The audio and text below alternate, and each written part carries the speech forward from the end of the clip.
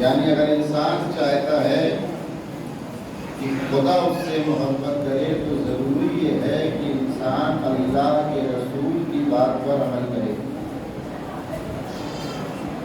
عمل کیسے ہوگا؟ کاما آتاکم الرسول فخذوہ، جو رسول تمہیں دیں اسے لے لو. وما نہاکم عنہ فانتہوا، اور جس چیز سے رسول تمہیں منع کریں اسے انجام نہ دو. اب اگر رسول یہ کہیں بازار میں جاتے ہوئے کہ دیکھو یہ جو میرے گوشت پر دو سوار ہیں یہ فقط میرے نواسے نہیں،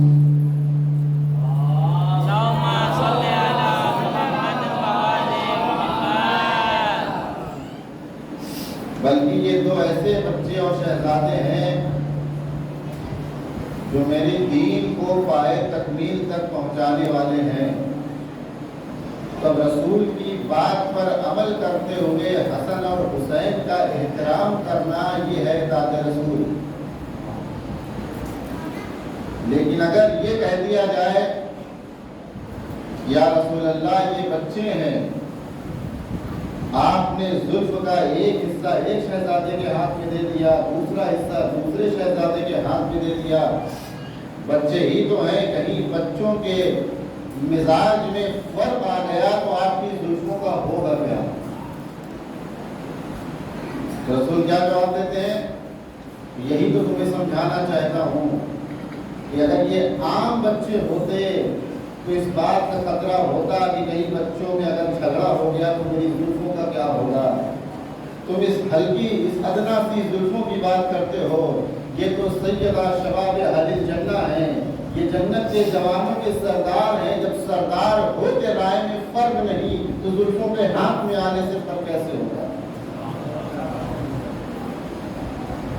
کوئی معمولی بچے نہیں ہے یہ۔ رسول کی اتباع کرو اگر چاہتے ہو کہ اللہ تم سے محبت کرے، اور اللہ محبت کیوں کرے گا؟ اس لیے تاکہ خدا ہم سے راضی ہو۔ آپ سوچیں اگر خدا رب العالم نے ایک قید لگائی ہوتی کہ جب تک صحیح طریقے سے تم عبادت نہیں کرو گے تب تک تمہارے حلق سے کھانا نہیں اترے گا، تب تک تمہارے حلق سے پانی نہیں اترے گا، تو نہ کسی مبلغ کی ضرورت تھی، نہ کسی مولوی کی ضرورت تھی، نہ کسی جو ہے بلانے والے کی ضرورت تھی، پورا سماج پورا معاشرہ خود بخود مسجد میں آ کے بیٹھا ہوتا۔ کیوں؟ تاکہ عبادت صحیح ہو، تاکہ کھانا اتر جائے۔ لیکن خدا نے کیا کہا؟ اگر مجھے مجبوری کی حالت میں عبادت کرانا ہوتا تو تم سے اچھے فرشتے ہیں۔ ہم مجبور تمہیں نہیں بنانا چاہتے، ہم جبر کی صورت میں تم سے عبادت نہیں چاہتے، ہم نے تمہیں دنیا میں بھیج کے ایک آزادی کا انتخاب تمہارے ہاتھوں میں رکھ دیا ہے کہ اگر میری بارگاہ میں آؤ تو حسن انتخاب سے آؤ، مجبوری سے نہ آؤ۔ ہمیں مجبوری کے سجدے پسند نہیں ہیں۔ تم کیا سمجھتے ہو کہ اگر تم سجدہ کرو گے تب میں خدا ہوں؟ تم سجدہ کرو یا نہ کرو مجھے فرق نہیں پڑتا، نہ تمہارے سجدہ کرنے سے میرے خدا ہونے پہ کوئی فرق پڑے گا یا تمہارے سجدہ نہ کرنے سے میرے خدا ہونے پر فرق پڑے گا۔ فائدہ تمہارا ہے۔ اگر آزاد طریقے سے میری بارگاہ میں آ کے سجدہ کرو گے تو ہو سکتا ہے ایک ہی سجدہ ہو لیکن میں اسے قبول کر لوں، لیکن اگر مجبور اور جبر کی صورت میں آ کے 6000 سال عبادت کرتے رہو میں اسے رد کر دوں گا۔ بہت خوب، سبحان اللہ سبحان اللہ۔ جبر نہیں چاہیے مجھے، میں مجبوری میں عبادت نہیں چاہتا، میرے در پہ آؤ، حسن انتخاب سے آؤ۔ اب آپ سوچیں اگر خدا نہ چاہتا تو کسی میں مجال تھی کہ کربلا میں حسین ابن علی کو شہید کر دیتا، کسی میں مجال تھی در سیدہ پہ آگ لگا دی جاتی، اس لیے کہ جو علی 2 انگلیوں سے باب خیبر اٹھا سکتا ہے وہ اپنے گھر کو جلنے سے نہیں بچا سکتا، پھر روکا کیوں نہیں؟ کہ ہم بھی اسی خدائے معبود کے حقیقی بندے ہیں، جب اسے جبر پسند نہیں تو ہمیں بھی جبر پسند نہیں۔ ہم معجزے سے اپنا گھر نہیں چلاتے، ہم مجبور کر کے تمہیں کوئی کام نہیں کرنا نہیں چاہتے۔ اگر مجبور بنا کے ہی کرنا چاہتے تو پھر کون ایسا تھا جو کربلا میں حسین کو شہید کر پاتا؟ آؤ میرے در پہ آؤ، حسن انتخاب سے آؤ، آزاد ہو کے آؤ۔ جب آزاد ہو کے میری بارگاہ میں آؤ گے تب یہ خدا تم سے راضی ہو جائے۔ 2 شخصیت تاریخ میں ہے، لیکن سادہ دراز آپ کو میں سہمت نہیں تو ویسے کچھ میری طبیعت بھی تھوڑا سا ٹھیک محسوس نہیں ہو رہی ہے، جب تک کھانسی نہیں آ رہی ہے تب تک آپ نے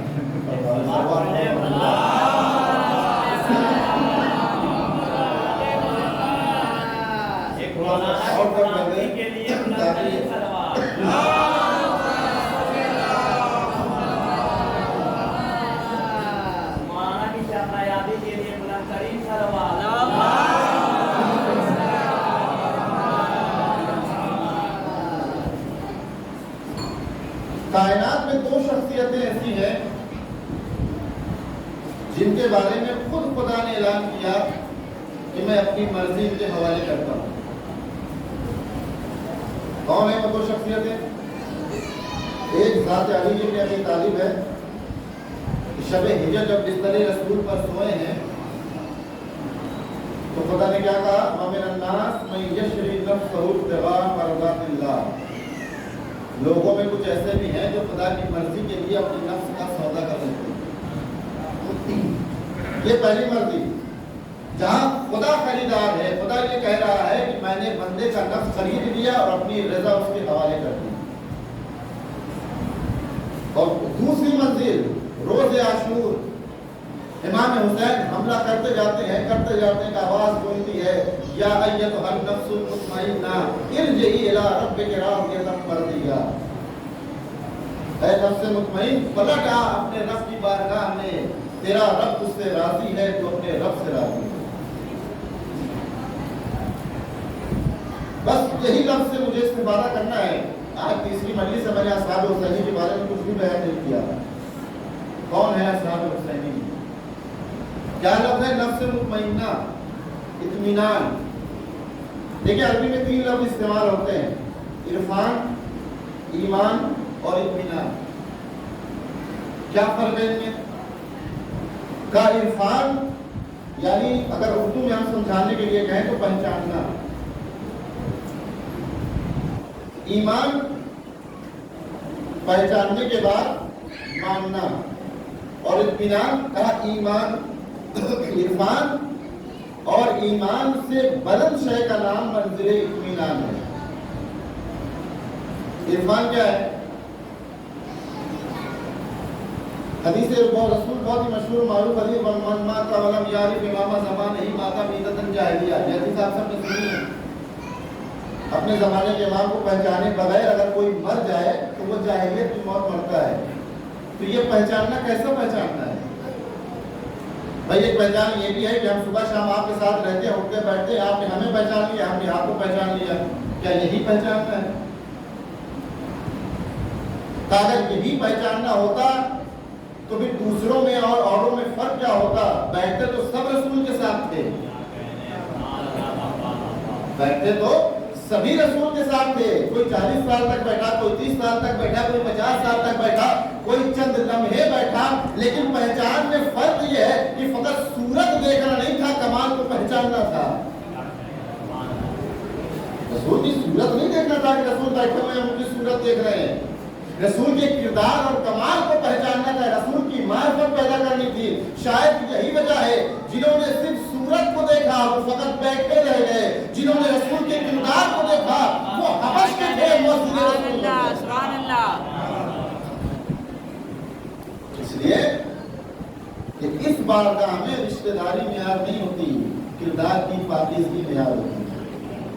حبش کا رہنے والا ہو، سین شین درست نہ ہو، تب بھی مؤذن رسول ہوگا. اور اگر لوگ ہٹا دیں تو سورج نہیں نکلتا. خدا کو پسند نہیں مؤذن رسول کو ہٹا دیا جائے. کیوں؟ اس لیے کہ انہیں رسول کی معرفت تھی. یہ جانتے تھے کہ جو ہمارا رسول ہے وہ کیسا ہے. یہ ایک مثال. دوسری مثال، فقط چہرہ نہیں دیکھنا ہے، معرفت پیدا کرنی ہے. دوسری مثال، مولا کائنات کے پاس کتنے لوگ آئے؟ مولا بیان کر دیا ہم آپ کے ساتھ ہیں. آپ آگے بڑھیے، ہم آپ کے ساتھ ہیں. مولا نے سمجھایا کہ اچھا تو میرا ساتھ دو گے. فرق پہچانے، پاس بیٹھنا کمال نہیں ہے، معرفت پیدا کرنا کمال ہے. میرا ساتھ تو کہاں قیام کریے، ہم آپ کے ساتھ ہیں.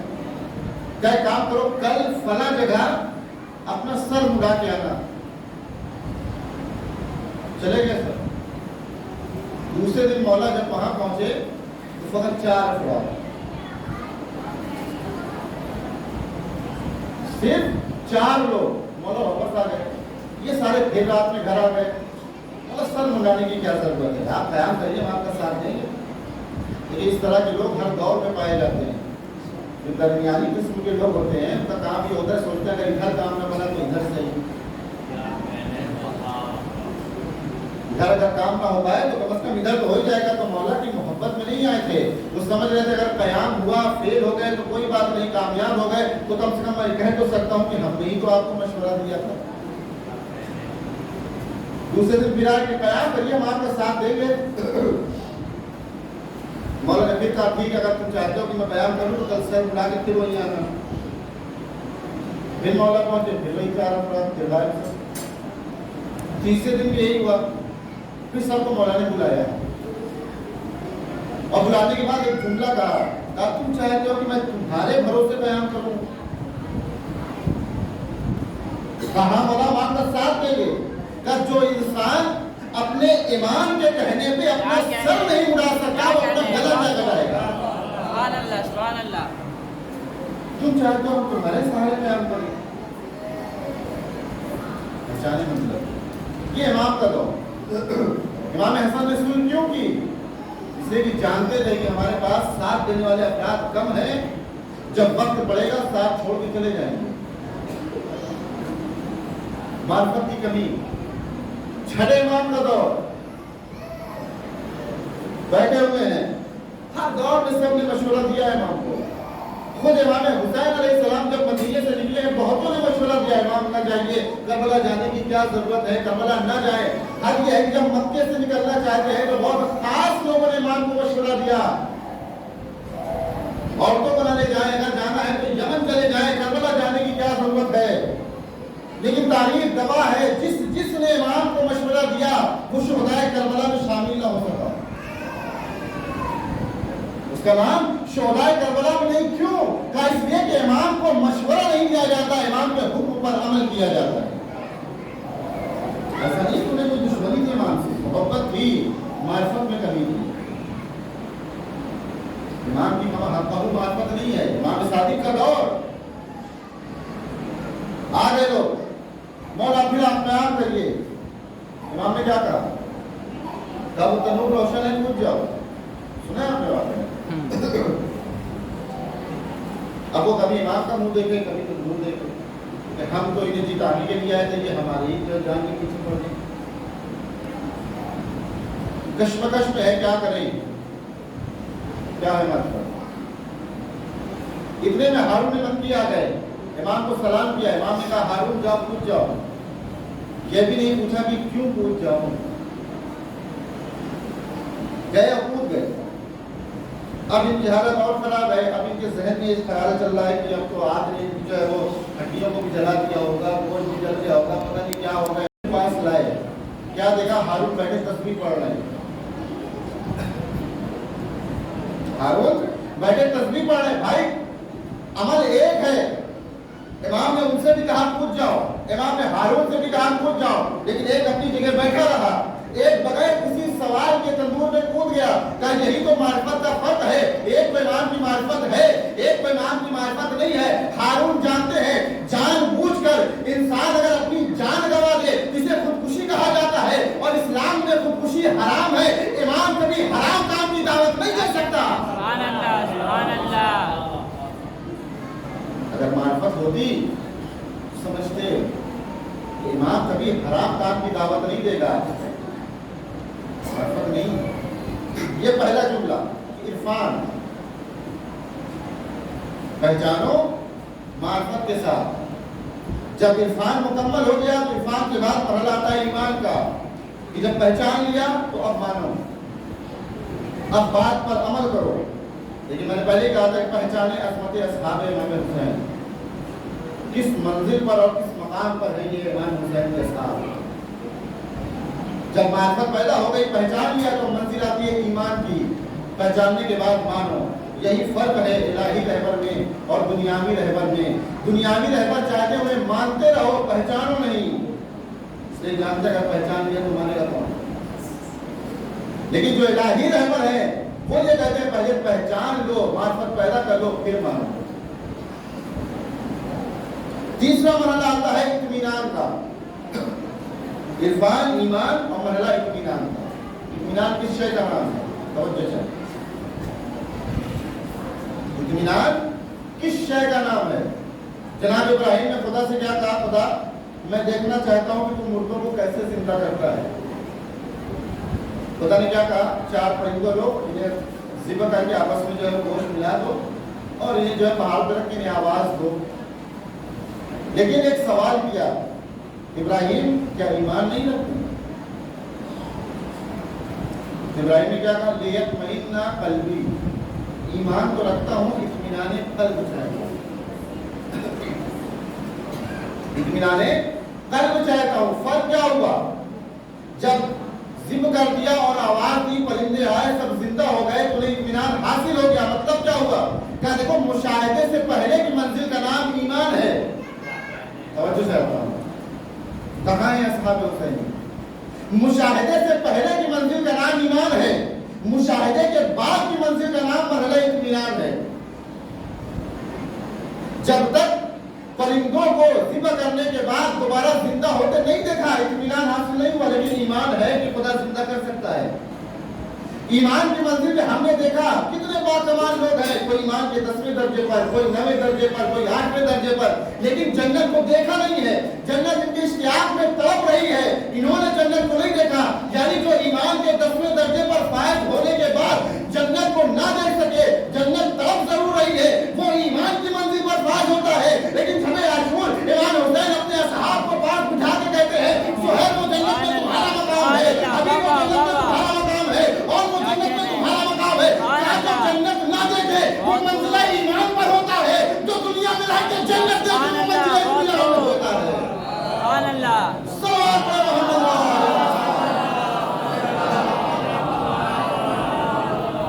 جزاک اللہ. کون ہے اصحاب حسین؟ کہ کمال کو اگر پہچاننا ہو تو دیکھو کہ خدا بند عالم نے یہ کمال کیا ادا کیا. تب کسی بھی انسان کے اگر کمال کو پہچاننا ہے تو اس کے اختیار سے پہچانو کہ اس کے پاس اختیار کتنا ہے. جتنا اس کا اختیار ہوگا اتنا ہی وہ باکمال ہوگا. اب اگر کوئی مٹی سے پرندہ بنا دے تو اس کے کمال کو سمجھو، اگر کوئی ٹھوکر سے مردہ زندہ کر دے تو اس کے کمال کو سمجھو. جتنا کمال ہے اتنا اختیار ہے. تھوڑی دیر آپ کی توجہ چاہتا ہوں.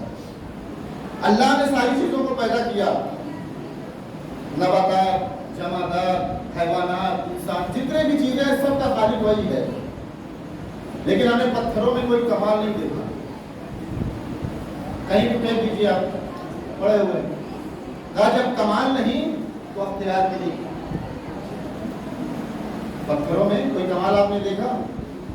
جب انسان کی بدقسمتی ہے کہ اس کے سامنے سر جھکا دے یہ الگ بات ہے، لیکن پتھروں میں کوئی کمال نہیں. کوئی کمال نہیں رکھا تو کوئی اختیار بھی نہیں.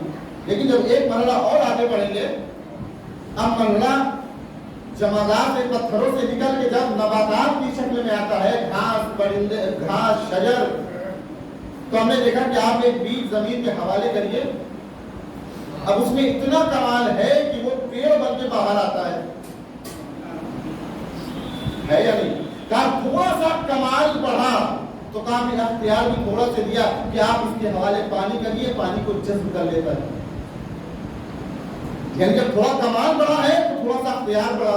ایک مرحلے اور آگے بڑھ جائیے، جب نباتات کے بعد حیوانات کا مرحلہ آیا، کافی کا کمال یہ ہے کہ یہ چلتے پھرتے بھی ہیں، اب پانی ان کے تک لانے کی ضرورت نہیں ہے، یہ خود جا کے جو ہے وہ پی سکتے ہیں. جب کمال بڑھا تو اختیار بھی بڑھا کہ اب انہیں پانی کی احتیاج اگر ہوگی تو خود بھی جا کے اپنی پیاس بجھا سکتے ہیں. اس واقعے کو تو سب نے کتابوں میں پڑھا ہوگا جو اسکول گئے ہیں کہ گھر میں جب پانی نیچے تھا تو کوا جو ہے وہ پتھر ڈالتا جاتا ہے پانی اوپر آ جاتا ہے. یعنی اتنا کمال ہے کہ اگر پانی نیچے ہو تو اوپر آئے گا کیسے؟ سبحان اللہ ہے کمال. کہا جب اتنا کمال ہے تو تھوڑا اختیار بھی بڑھا. لیکن جب مرحلہ انسان تک آیا تو کہا دیکھو یہ نہ سمجھنا کہ ہر انسان میں کمال برابر ہے، ہر انسان میں کمال برابر نہیں، لہذا اختیار بھی برابر نہیں. بھائی کسی کا کمال اتنا ہے کہ اگر وہ چاہے تو بہتے پانی پر مسلح بچھا دے. کسی کے اندر کمال اتنا زیادہ ہے کہ اگر وہ چاہے تو بہتے ہوئے پانی پر مسلح بچھا دے. میں پھر پلٹ جاؤں گا اصحاب حسینی پر. اصحاب حسین کے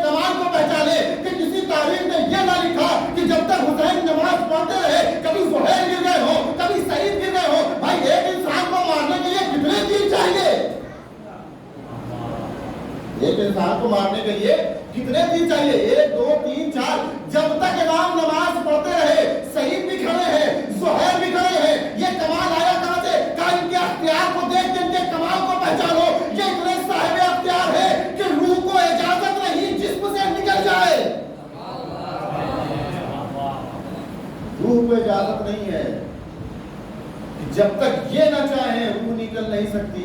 کیسے نکل جائے؟ امام اپنی نماز میں ہے۔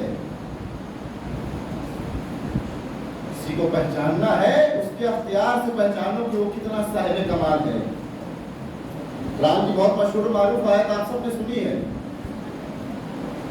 جناب سلیمان نے جب کہا تھا تخت بلقیس کو لے آؤ، تو آصف بن برقیہ نے کیا کہا تھا؟ فلک جھپکنے سے پہلے لے آؤں گا۔ کون ہے یہ؟ جن کے بارے میں قرآن کہتا ہے وَمَنْ عِنْدَهُ عِلْمٌ مِنَ الْكِتَابِ، جن کے پاس قرآن کا تھوڑا سا علم تھا۔ کمال زیادہ ہو تو اختیار بھی زیادہ ہوتا ہے۔ جن کے پاس قرآن کا تھوڑا سا علم تھا، بھائی اگر تھوڑا سا علم ہو تو انسان کا اختیار مستقبل پر ہوتا ہے۔ اگر قرآن کا تھوڑا سا علم ہو تو انسان کا اختیار مستقبل پر ہوتا ہے، لیکن اگر کسی کا کمال اتنا زیادہ ہو کہ اس کے پاس پورے قرآن کا علم ہو تو وہ زمانوں میں محدود نہیں ہوتا، ماضی پر بھی اختیار ہوگا، حال پر بھی اختیار ہوگا، مستقبل پر بھی اختیار ہوگا۔ کا تاریخ میں اگر منظر دیکھنا ہے، کا ماضی کا اختیار دیکھنا ہے تو فکر اس کے نئے بالوں پر کو دیکھنا، اگر حال کا اختیار دیکھنا ہے تو بھول کے بگڑے ہوئے مقدر کو دیکھنا، اگر مستقبل کا اختیار دیکھنا ہے تو راہب کے بیٹے کو دیکھنا، تاکہ پتہ چل جائے جس کا جتنا اختیار ہوگا اس کا اتنا ہی بات ہوگا۔ سبحان اللہ، واہ واہ واہ واہ، صلوات پڑھے محمد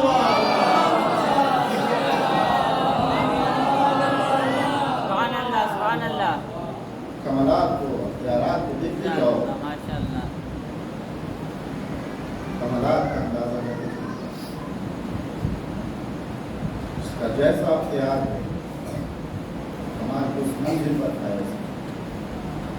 ایسا نہیں ہے، میں نے پہلے ہی کہا تھا کہ اللہ نے یہ نہیں چاہا کہ میرا بندہ جب میری بارگاہ میں آئے تو جبر اور مجبوری میں آئے۔ ہم آزاد تمہیں دیکھنا چاہتے ہیں، ہم نے تمہیں دنیا میں بھیج دیا، اب تمہاری مرضی، میری بارگاہ میں آؤ تو اپنی مرضی سے آؤ، جبر سے نہ آؤ۔ میں مجبوری کی عبادت نہیں دیکھنا چاہتا۔ اس لیے آپ دیکھیں تاریخ میں ایسا نہیں ہے کہ اللہ نے انسان کو اختیار نہیں دیا، چاہے وہ اچھا ہو یا برا، چاہے وہ عادل ہو یا فاسق، چاہے وہ ظالم ہو یا مظلوم، کوئی بھی ہو، اللہ نے جب دنیا میں بھیجا ہے تو صاحب اختیار بنایا۔ بھائی نمرود نے خدائی اعلان کیا تھا یا نہیں کہ میں خدا ہوں؟ اگر اللہ چاہتا کہ اختیارات کو سلب کر لے تو ایک لمحے میں خدائی ختم ہو جاتی، لیکن اللہ نے کیا کیا؟ کتنے دن خدا بن گئے، آنا تو میرے ہی پاس ہے۔ اور ایسا نہیں کہ اختیارات کو سلب کر لیا۔ بھائی جب جناب ابراہیم خداؤں کو، ان کے خداؤں کو گھسیٹتے ہوئے بازار میں لے جاتے تو ساری باتیں تفصیلات، تو نمرود نے کیا کہا؟ کہا آگ تیار کی جائے، ابراہیم کو آگ میں ڈالا جائے گا۔ پھر یہ لکڑیاں جمع کرنا، اکٹھا کرنا، اس میں آگ لگانا، لاکھوں من آگ تیار کرنا، یہ نمرود کا اختیار ہے یا نہیں؟ نمرود کا اختیار ہے، نمرود کے اختیار میں ہے یا نہیں ہے؟ اگر اختیار میں نہ ہوتا تو دنیا اکٹھا کیسے ہوتی؟ کہا یہ تیرا اختیار ہے۔ لیکن جیسے ہی منجنیق سے جناب ابراہیم نکلے، اب خدا کہتا ہے نمرود تیرا اختیار ختم ہوا، اب میرا اختیار شروع ہوا۔ ایسا نہیں کہ اختیار نہیں دیا، مجبور نہیں بنایا۔ کہا نمرود تیرا اختیار اس وقت تک ہے جب تک ابراہیم منجنیق میں ہے، لیکن جیسے ہی منجنیق سے ابراہیم باہر آئے نمرود کا اختیار ختم ہو گیا، اب خدا کا اختیار شروع ہو رہا ہے۔ کہا ابراہیم آگ میں جانے کے بعد جلے یا نہ جلے یہ میرا اختیار ہے، یا نہیں؟ یا نہ رکونی برد و سلام علی ابراہیم، ٹھنڈی ہو جائے۔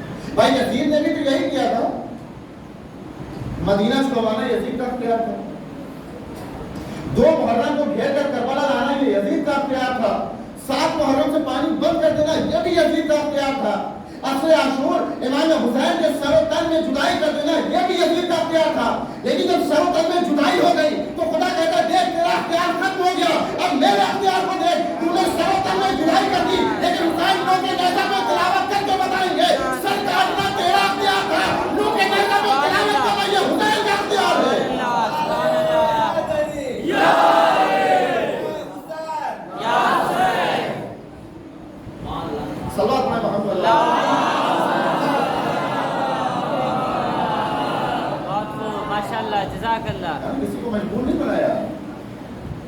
سب کو اختیار دیا یا کام میں آؤ یہ سوچ کے آؤ خدا کو مجبوری کی یہ بات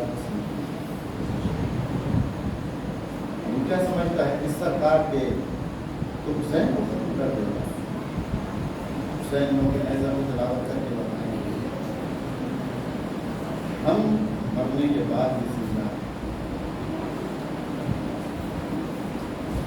کون ہے صاحب حسین کربلا پہنچنے سے پہلے کوئی عیسائی ہے کوئی سنی ہے کوئی حبشی ہے لیکن جب سرزمین کربلا میں پہنچ گئے تو حسین کا کمال یہ ہے نہ کوئی عیسائی ہے نہ کوئی سنی ہے نہ کوئی حبشی ہے سب ایک ہیں جو ہے حسینی کوئی عیسائی نہیں کوئی سنی نہیں ایک ہی جملہ ہے فقط حسینی جتنے یہاں بیٹھے ہیں کون ایسا ہے جس کے دل میں یہ تمنا نہیں کہ وہ امام زمانہ کا سپاہی بنے ہے کوئی سب کے دل میں تمنا ہے یا نہیں کہ میں امام کا سپاہی بنوں کیسے بنے کوئی آئیڈیل ہے کوئی آپ کے پاس نمونہ ہے بھائی دیکھیے جب اسلام نے کہا کہ رانی کرو کہ داڑھی رکھیے تو لوگوں نے کہا قرآن سے آیت دکھائیے جہاں داڑھی جو ہے وہ منڈوانا حرام ہو آیت دکھائیے آئیڈیل کی بات کر رہے ہیں لیکن جب سے وراٹ کوہلی نے داڑھی رکھی اب جوانوں میں ٹرین بن گیا جب داڑھی ہوگی تو ایسا ہی ہوگی اسلام کے کہنے پہ رکھتے تو ثواب نہیں ہوتا سبحان اللہ لیکن جس سے تم نے اپنا آئیڈیل بنایا ہے وہ اس قابل نہیں کہ اپنی وجہ سے تمہیں ثواب دلا سکے تمنا ہے دل میں امام کا سپاہی بنے کیسے کوئی ہے آئیڈیل اس طرح کہتے آؤ کربلا میں میرے اصحاب کو دیکھو کربلا آؤ کوئی سن و سال کی قید نہیں ہے اگر 90 سال کا ضعیف امام کا سپاہی بننا چاہتا ہے تو کربلا میں حبیب کے مظاہر کو دیکھو سبحان اللہ ہم بتائیں گے تمہیں آئیڈیل کیسے ہوتے ہیں کون امام کا سپاہی بن سکتا ہے اگر 90 سال کا ضعیف ہو اور وہ بھی امام کا سپاہی بننا چاہے تو کربلا میں آؤ حبیب کے مظاہر کو دیکھو اگر 32 سال کا جوان امام کا سپاہی بننا چاہتا ہے تو کربلا آؤ عباس کو دیکھو اگر 18 برس کا کلیئر جوان امام کا سپاہی بننا چاہتا ہے کربلا میں آؤ علی اکبر کو دیکھو اگر 6 مہینے کا بچہ بننا چاہتا ہے تو آؤ علی اصغر کو دیکھو یہ کربلا نہیں یہ امام کے سپاہی کو آمادگی کرنے کا یہ آئیڈیل نمونہ ہے اور نہیں یہ کیسے کیسے اصحاب آپ میں سے بہت سے لوگ کربلا گئے ہوں گے جو نہیں گئے تھوڑا توفیق دے کو کربلا جائیں عصمت بھائی جانے اصحاب حسینی کی جیسے ہی آپ حرم میں داخل ہوں گے حرم امام حسین علیہ السلام میں سامنے حبیب کا روضہ امام حسین کا روضہ سوارے جناب علی اکبر اور تھوڑا سا ادھر آئیں گے تو آپ گنج شہیدان شہداء کی لاشیں جہاں ایک ساتھ دفن کر دی گئی جمع کی گئی پہچانے کون ہے یہ وقت کا امام کہتا ہے السلام علیکم یا اولیاء اللہ و احباء اے اللہ کے ولی اے اللہ کی چہیتوں تم پر ہمارا سلام اللہ کے ولی اللہ کے چہیتوں تم پر ہمارا سلام بھائی کائنات کا ذرہ ذرہ چاہے وہ چرند ہو پرند ہو شجر ہو حجر ہو انسان ہو حیوان ہو کوئی بھی ہو کائنات کا ذرہ ذرہ اگر کسی ذات کو سلام کرتا ہے تو وہ ذات محمد ہے اگر ذات محمد کسی در پہ آ کے سلام کرتی ہے تو وہ ذات فاطمہ الزہرا ہے اگر ذات فاطمہ الزہرا کسی شخصیت کو سلام کرتی ہے تو وہ ذات امام ہے اب اگر وقت کا امام کسی ذات کو سلام کرتا ہے تو وہ اصحاب حسینی ہے سبحان اللہ بہت خوب معمولی شخصیت نہیں ہے السلام علیکم یا اولیاء اللہ و احباء اللہ کے ولی اللہ کے چہیتوں تم پر ہمارا سلام اس کا مطلب اگر انسان خود کو اپنی روح کو پاکیزہ بنا لے تو وقت کا امام بھی اسے سلام کرتا ہے کمال یہ نہیں ہے کہ ہم کہیں وہ ہمارے ہیں کمال یہ ہے کہ وہ کہتے ہیں اتنا کمال، اتنی فضیلت اصحاب حسین۔ جب کربلا آ گئے تو اب سر کو جھکائے رکھا حکم امام کا۔ اگر امام کہیں گے جنگ کرنا ہے تو جنگ کریں گے، امام کہیں گے نہیں جنگ نہیں کرنا ہے، دفاع کرنا ہے، دفاع کریں گے، امام کہیں گے تلوار لے کے جانا ہے تو تلوار لے کے جائیں گے، امام کہیں گے نہیں ٹوٹا ہوا نیزہ لے کے جانا ہے تو ٹوٹا ہوا نیزہ۔ یہ آسان بات نہیں ہے کہ امامت کی زبان سے یہ جملے نکل جائیں جیسے اصحاب مجھے ملے، نہ میرے نانا کو ملے، نہ میرے بھیا کو ملے، نہ میرے بابا کو۔ کیوں؟ اس لیے انہوں نے میری اطاعت نہ تو جنت کی لالچ میں کی، نہ موت کے خوف میں کی۔ یہ چاہتے تو چلے جاتے، میں نے جنت کی ضمانت دے دی، لیکن جب چراغ کو روشن کیا ہے تو اپنی گردنوں پہ تلوار رکھ کے آگے آگے سہیل ہے مولا آپ کہیے ہم اپنے ہاتھوں سے اپنی گردن ختم کریں گے۔ اس جنت میں ہم جا کے کریں گے کیا جہاں آپ کا ساتھ ہے؟ اس جنت کا کیا فائدہ؟ اور پھر مولا ہم جنت میں چلے تو جائیں، لیکن جب آپ جنت میں آئیں گے تو ہم آپ سے کیسے نظریں ملائیں گے کہ میرا مولا کربلا میں اکیلا تھا، ہم نے جنت کے لیے مولا کو چھوڑ دیا۔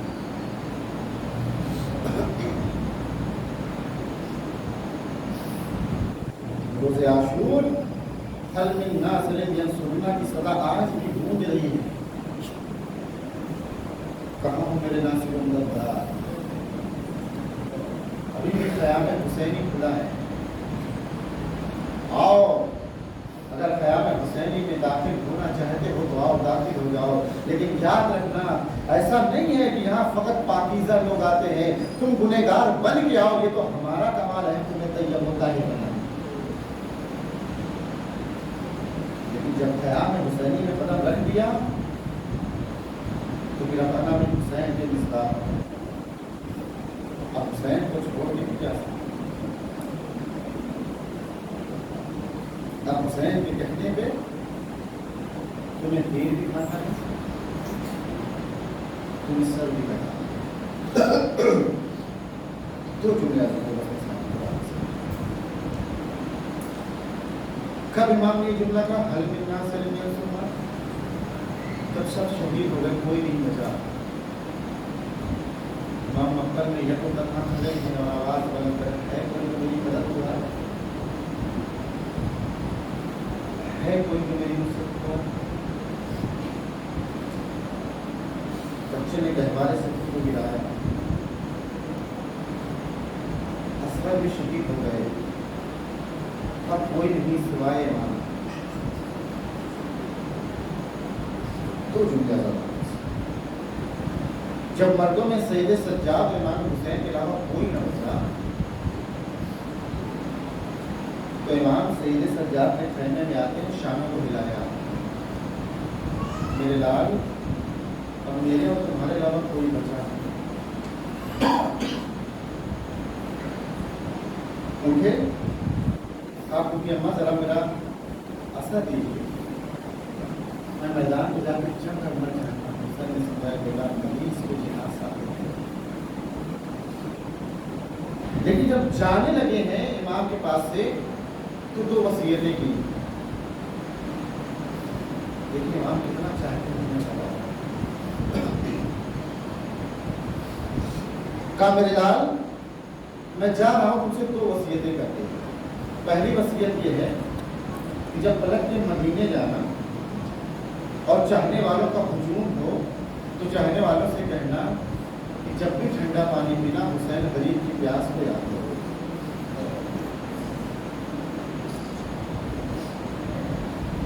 اور میری دوسری وصیت یہ ہے میرے لال کہ جب مدینے پہنچ کے چاہنے والوں کے درمیان بیٹھنا تو ان سے کہنا کاش تم کربلا میں ہوتے، کاش تم کربلا میں ہوتے تو تم دیکھتے میں نے کس طریقے سے اپنے لال علی اصغر کے لیے دشمنوں سے پانی مانگا۔ ایک غیرت مند انسان کے لیے کسی کے سامنے ہاتھ پھیلانا موت سے زیادہ گرا ہے۔ چہرے سجاد سے رخصت ہوئے، بہن کے پاس آئے، کہا بہن خدا حافظ۔ پورا مطلب آپ نے سنا ہے، مجھے بیان نہیں کرنا۔ جب بہن سے رخصت ہو کے نکلنے لگے، یہ مطلب زینب کہتے بھیا ذرا اپنے گلے کو نیچے کر۔ ماں نے وقت آخری وصیت کی تھی، جب میرا حسین رخصت آخر کے لیے آئے اس کے گلے کا بوسہ دے۔ زینب نے گلے کا بوسہ لیا، جانا چاہتے ہیں، کہتے ہیں بہن بابا نے مجھ سے بھی ایک وصیت کی کہ حسین وقت آخر زینب کی شانوں کا بوسہ لے لے۔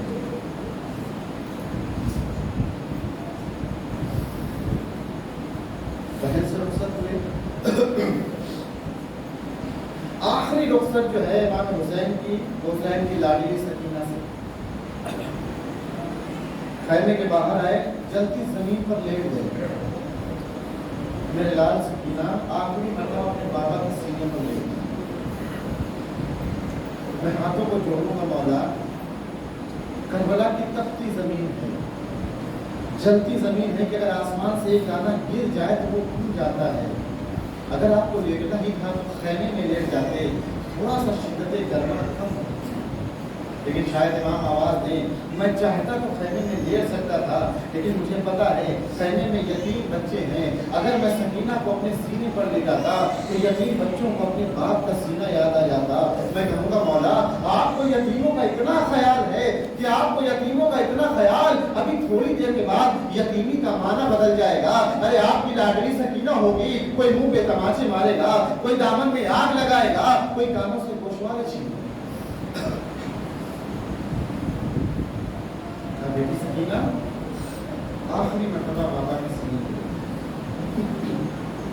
سکینہ لیٹ گئی، اور جب امام حسین جانے لگے تو ایک سوال کیا، کہا بابا علی اکبر بھی آپ کے پاس ہے، بھیا علی اصغر بھی آپ کے پاس ہے، آپ نے میرے لیے کیا چھوڑا؟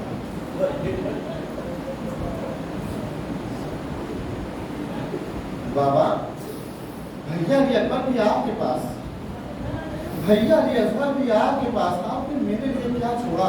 حسین نے خاک کربلا کو اٹھایا، سکینہ کے سر پہ ڈال کے کہا میرے لال تیرے حصے میں یتیمی کے سوا کچھ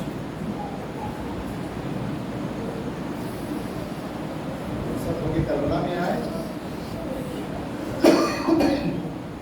گھوڑے سے زمین پہ آنے کے بعد سر و تن میں جدائی ہو گئی، زمین کربلا لرزنے لگی، فضا میں آواز ہوئی لبوں میں لب حسین و بے کربلا، قد ذبح حسین و بے کربلا، حسین قتل کر دیے گئے، حسین مار دیے گئے۔ ایک مرتبہ جب شہادت ہو جاتی ہے، حسین کا گھوڑا ہے تو حسین کے چاروں طرف چکر لگاتا ہے، خون حسین کو اپنی پیشانی پر ملتا ہے، اور مرنے کے بعد ایک مرتبہ مقتل سے دوڑتا ہوا در خیمہ پر آتا ہے۔ جیسے ہی بیویوں نے گھوڑے کے آنے کی آواز سنی، ننھی سی سکینہ بیویوں سے آگے آ کے ایک مرتبہ باہر اور ساتھ باہر ڈال کے کہتی ہے، اے میرے بابا کے گھوڑے، میں جانتی ہوں میرے بابا کو قتل کر دیا گیا، میرے بابا کو مار دیا گیا، میں فقط اتنا پوچھنا چاہتی ہوں، ارے وقت ذبح میرے بابا کو پانی ملا تھا یا میرا بابا پیاسا ہی مارا گیا؟ میں ہاتھوں کو جوڑوں گا، اے شہزادی، ارے آپ کے بابا 3 دن کا بھوکا اور پیاسا۔ اللہ